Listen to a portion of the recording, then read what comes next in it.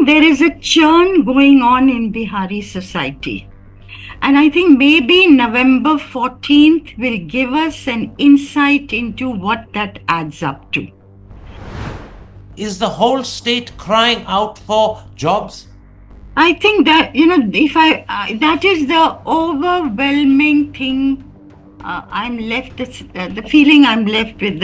My takeaway is that yes, Berozgari is a very important issue for Biharis this time. I met young people of different castes who talked about is baar jaat ke saath saath kaam bhi. So kaam has become a very important thing. I think part of the increased vote share this time, people coming out, may be due to women, number one. It may be due to young people who may come out in larger numbers than they have done, and that's a very large number also in Bihar. The other exciting part, Karan, about the Bihar elections is that there is a new generation of leaders on the horizon. Nitish Kumar and Lalu Yadav, the political jodi of Bihar, influenced the direction of Bihar politics for over 3 decades. Now, it's on the wane, their influence, even though Nitish is still a major factor. But there is Tejasvi Yadav taking over from his father, clearly. The posters of RJD don't have Lalu's picture.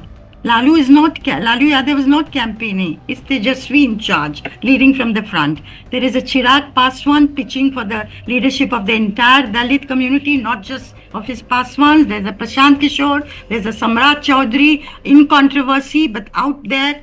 So Bihar is throwing up a new leadership for the future.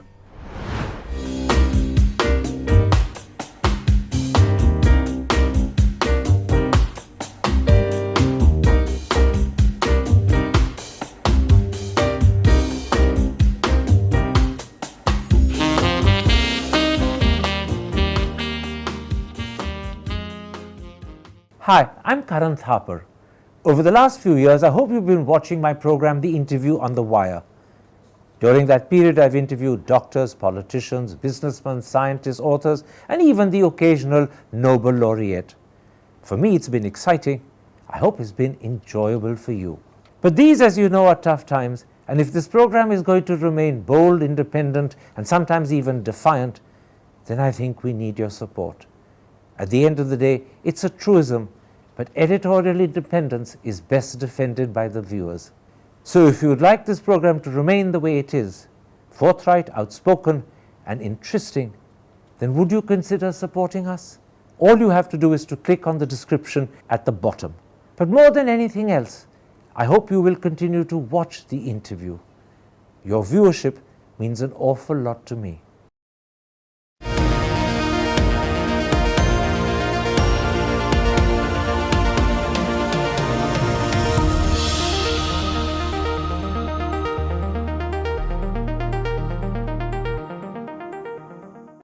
Hello and welcome to a special interview for The Wire.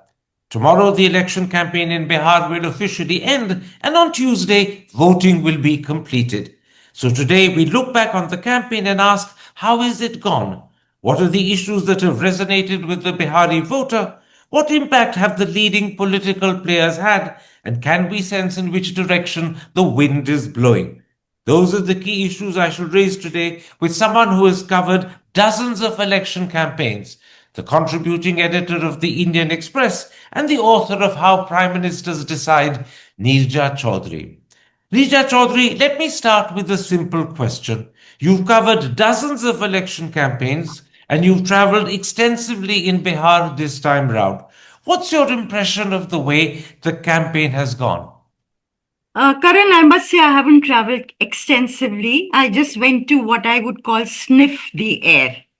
I went to certain parts. I went south. I went a little bit to the north. I was in Patna.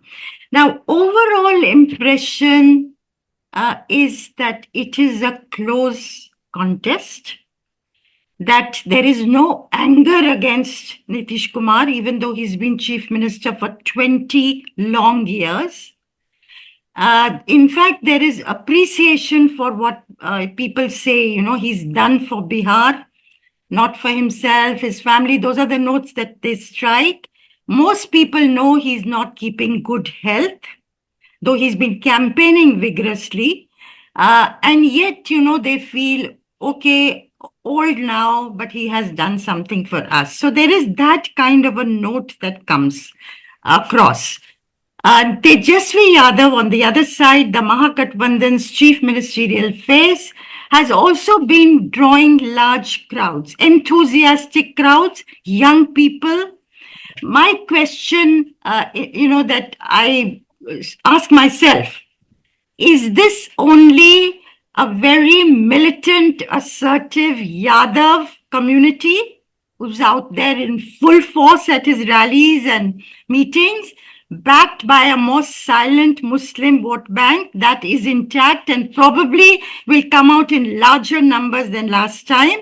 Or is it also young people across other castes? What I would look for, Karan, this time is, have young people voted across castes, beyond castes this time?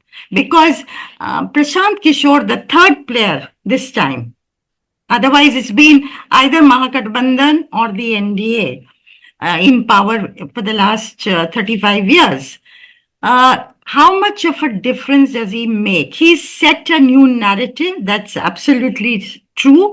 He was also drawing, young people to his side. I traveled with him for half a day, and the enthusiasm of those who run alongside his convoy, who mob him, who want to touch him, reminded me of the early days of Vishwanath Pratap Singh in 1987 when he came out of the Congress party to take on Rajiv Gandhi, a very powerful Rajiv Gandhi. Of course, I don't think, it's going to translate that it's a VP Singh moment, not at all. But, the enthusiasm that you see and this kind of craze for the leader that is evident often in Uttar Pradesh and Bihar in particular could be seen. How much of that translates into votes and seats is a question mark, but he's certainly cut into the votes of both sides. That is clear. But he is a new phenomenon in Bihar. And as I said, he set the narrative, and again and again and again.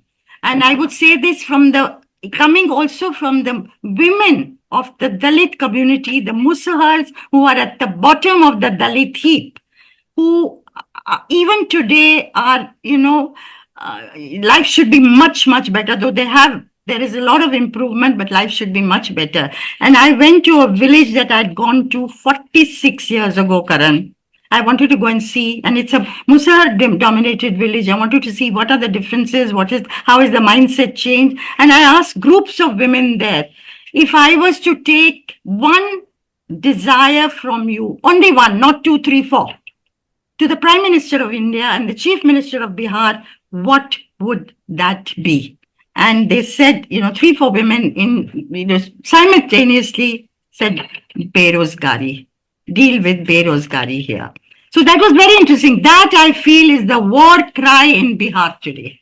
You've raised a lot of very important issues in that answer. I'll come to the key political players in a moment's time. Let me first ask you a few general questions about the nature of the campaign. The turnout in the first round was 65%, which the Indian Express calls the highest in 75 years. Is that a reflection of the Bihari voters' response to the campaign? Are they enthused? Are they responding because of enthusiasm? Is that the explanation? I think there is a churn going on in Bihari society. And I think maybe November 14th will give us an insight into what that adds up to. So I would look at this voter turnout. It's been increasing in the last 3 elections, and the gap between the male voter and the women voter has also been increasing. In, I think, 2010, there was a difference of 10%. In 2015, a difference of 15%. In 2020, difference of 18%, if I remember right. So larger women are getting politicized, coming out to vote. And I think Part of the increased vote share this time, people coming out, may be due to women, number one. It may be due to young people who may come out in larger numbers than they have done, and that's a very large number also in Bihar.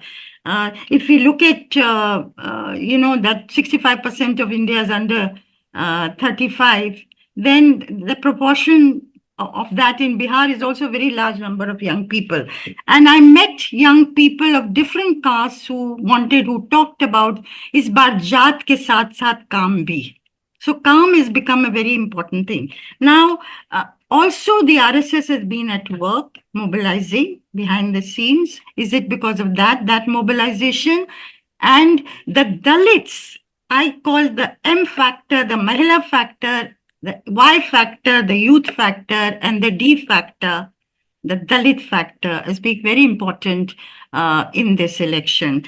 And the Dalits, last time, Chirag Paswan's LJP had cut into Nitish Kumar's vote, they damaged him in 28 seats. This time he is on the right side of the NDA. So the Dalit vote gets much more consolidated behind the NDA. And behind Nitish Kumar, Nitish Kumar is like a generic word, Karan.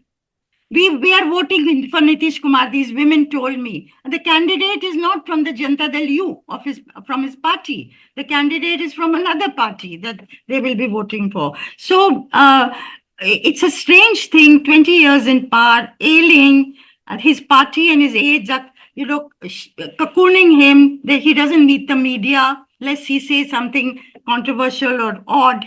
And yet there is this sentiment for him that was visible this time.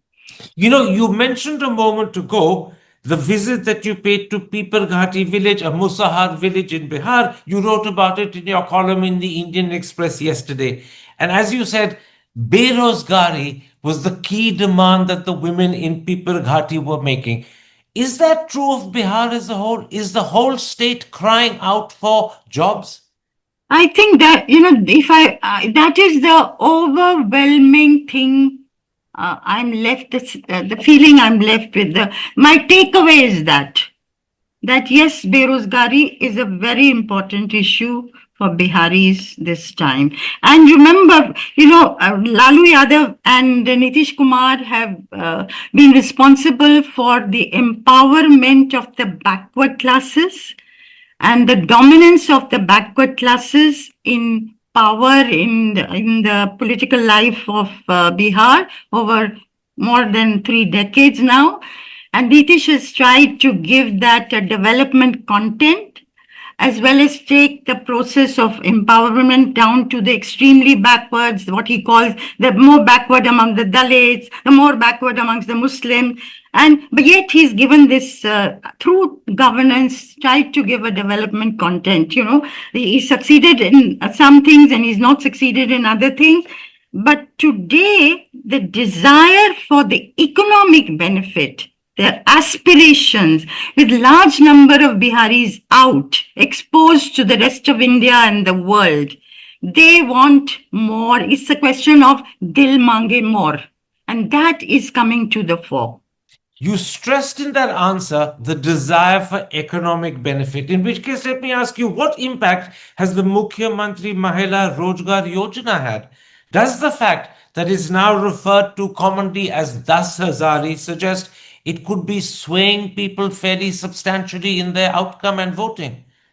I think, yes, women have talked about it everywhere. This 10,000 rupees given to one woman in a family, to what are called Jivika associated women.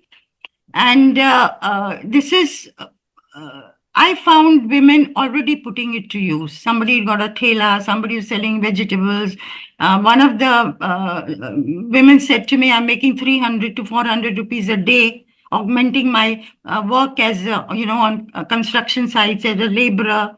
So this money is already in the hands of 1 crore and 37 lakh women. And 8 lakh still need to get it because their Aadhaar cards have to be aligned to their accounts.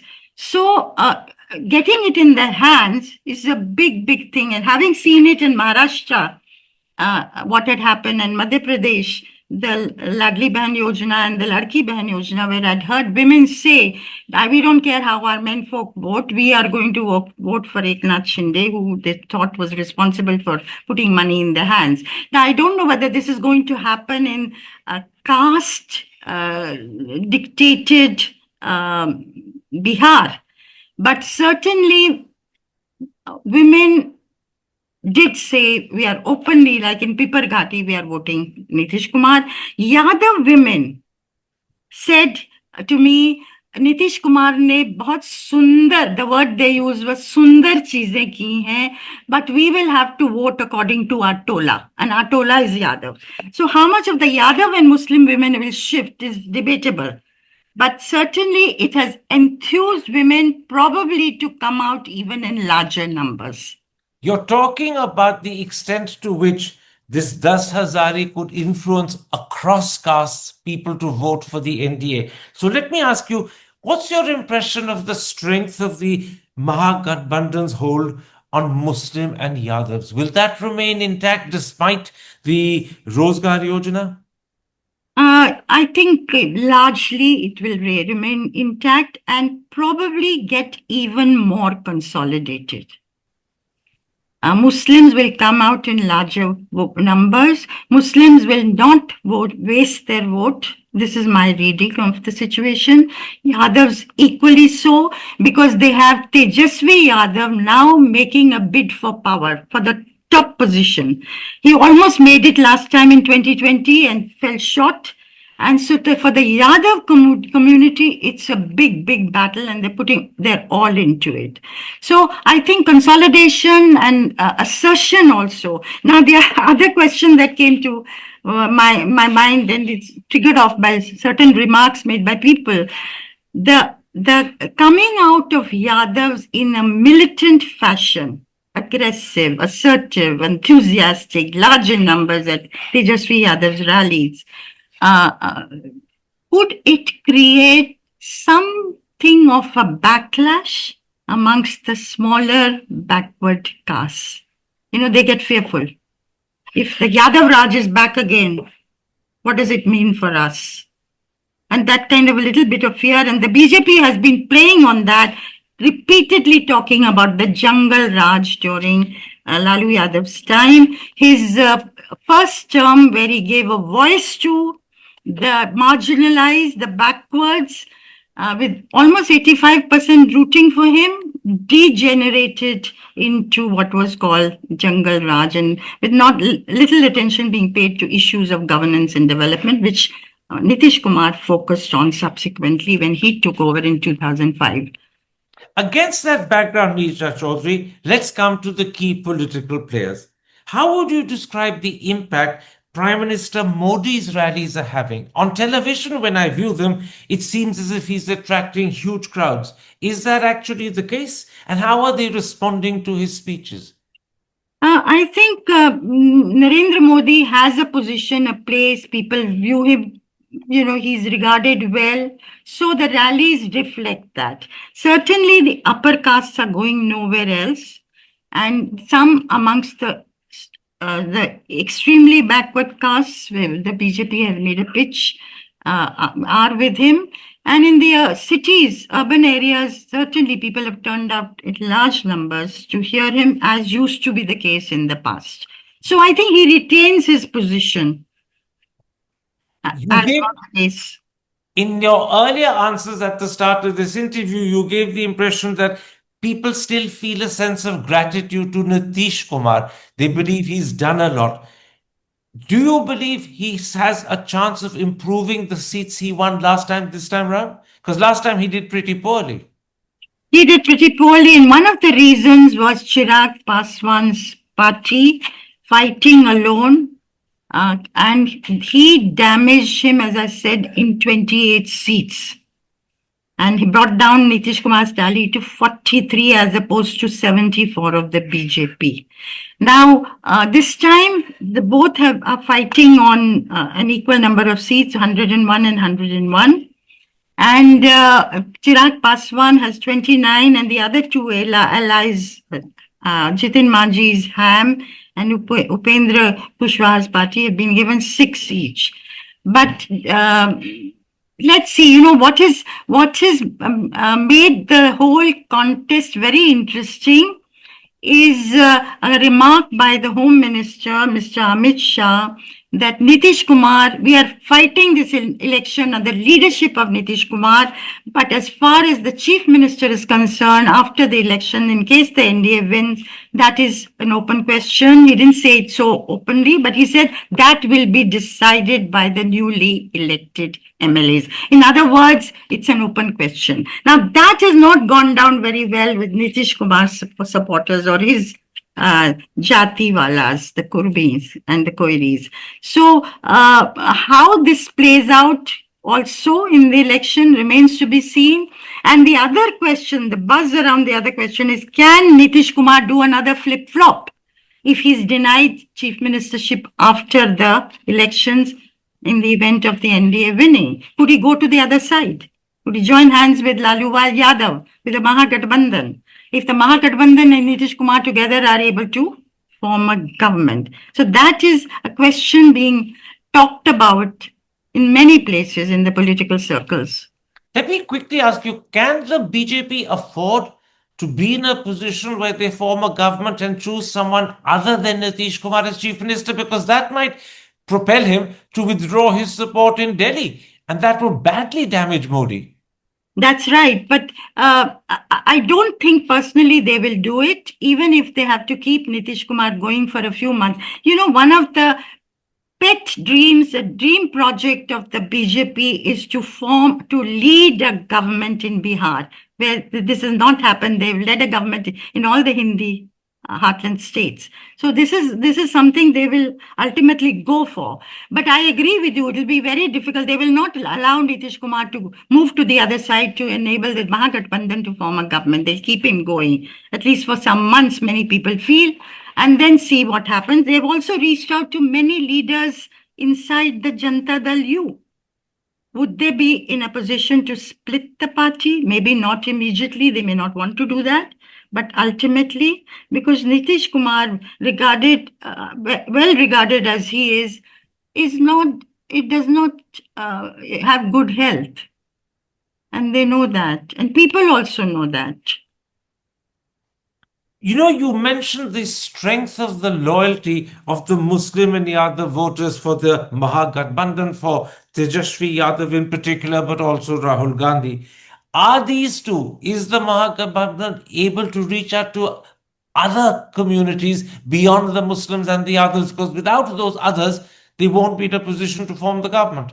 They've been trying. Tejashwi Yadav has announced many things for women.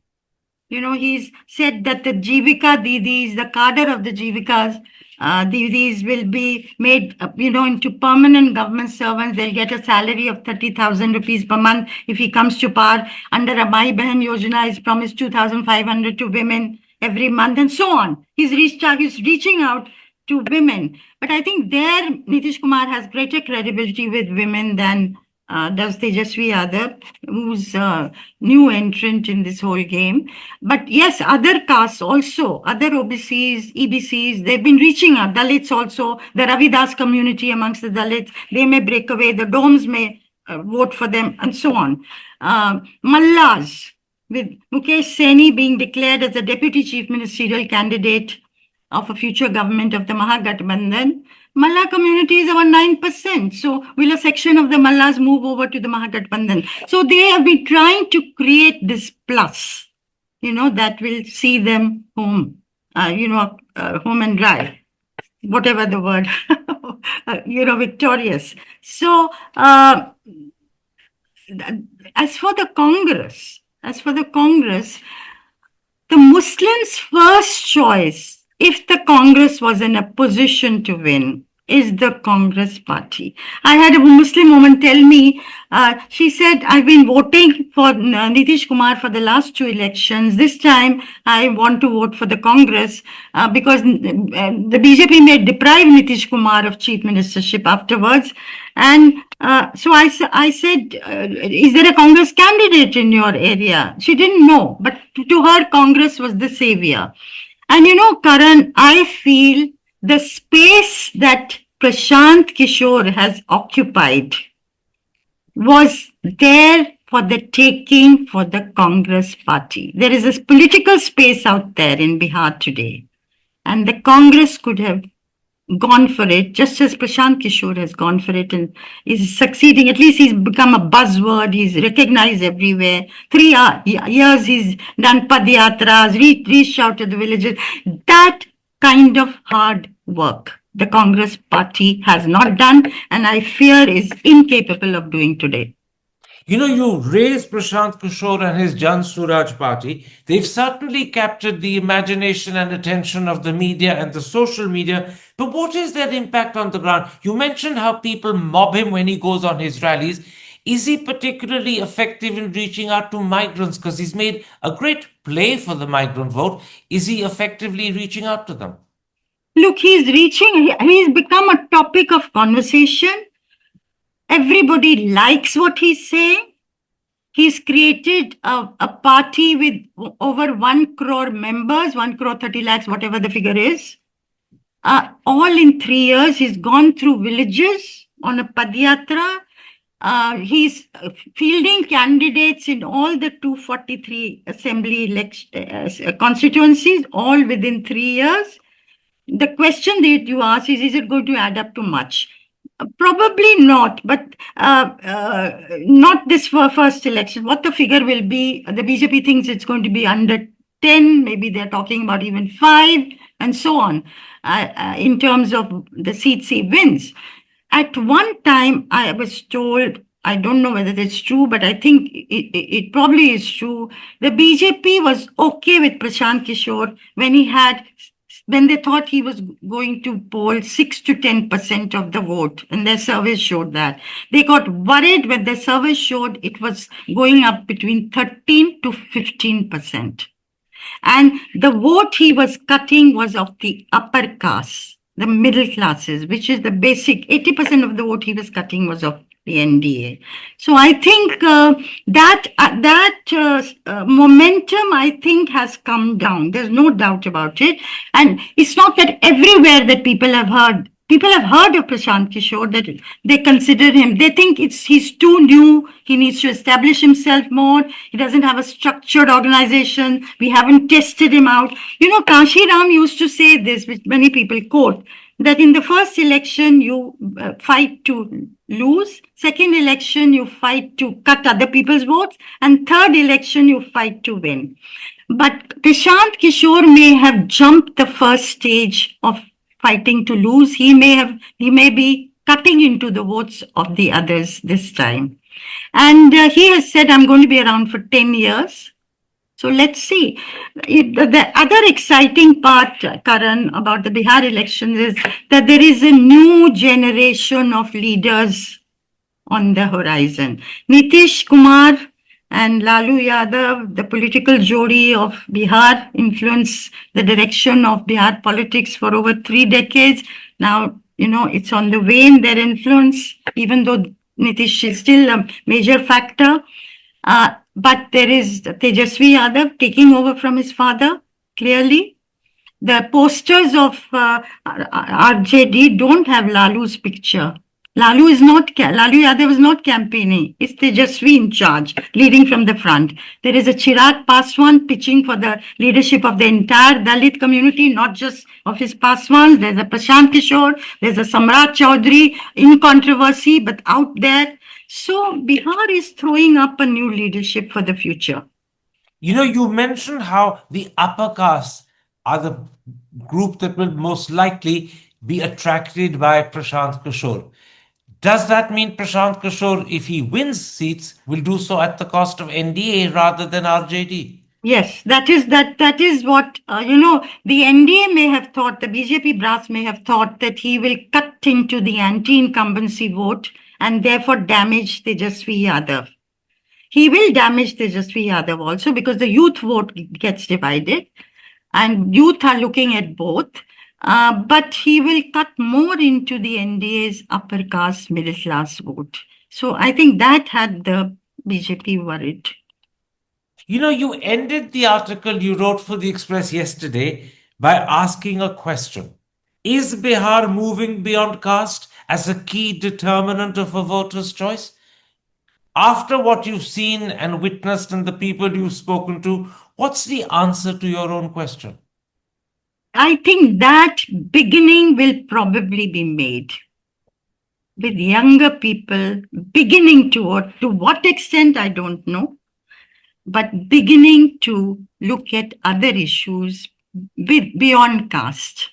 This doesn't mean that Bihar will not vote on caste lines. Yes, probably major chunk of Bihar will vote along caste lines, but young people are looking beyond caste to a new place under the sun. This is what you meant when earlier in this interview you said people are saying जात के साथ काम पे भी vote होगी. That's right.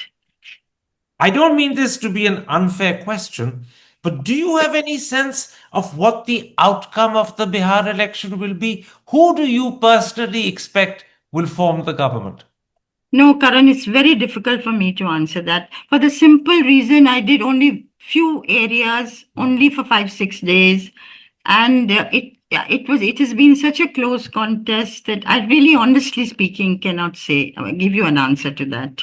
So your feeling as we end this interview is that it is a close contest. It's hard to say who'll come out on top. Who comes, but you know what I will say, the last mile advantage and the advantage of an election machinery which swings into action lies more with the NDA, with the BJP, than with the other side. And that could tip the balance. It could. Let's see. I wouldn't say. I wouldn't like to say that it could or not. But yes, that is a factor. Neeta Chaudhary, thank you very much for your insight. Thank you very much for sharing with us how you view the campaign in Bihar. I'm deeply grateful. Take care. Stay safe. Thank you, Karan. Hi, I'm Karan Thapar. Over the last few years, I hope you've been watching my program, The Interview on the Wire. During that period, I've interviewed doctors, politicians, businessmen, scientists, authors, and even the occasional Nobel laureate. For me, it's been exciting. I hope it's been enjoyable for you. But these, as you know, are tough times, and if this program is going to remain bold, independent, and sometimes even defiant, then I think we need your support. At the end of the day, it's a truism, but editorial independence is best defended by the viewers. So if you would like this program to remain the way it is, forthright, outspoken, and interesting, then would you consider supporting us? All you have to do is to click on the description at the bottom. But more than anything else, I hope you will continue to watch the interview. Your viewership means an awful lot to me.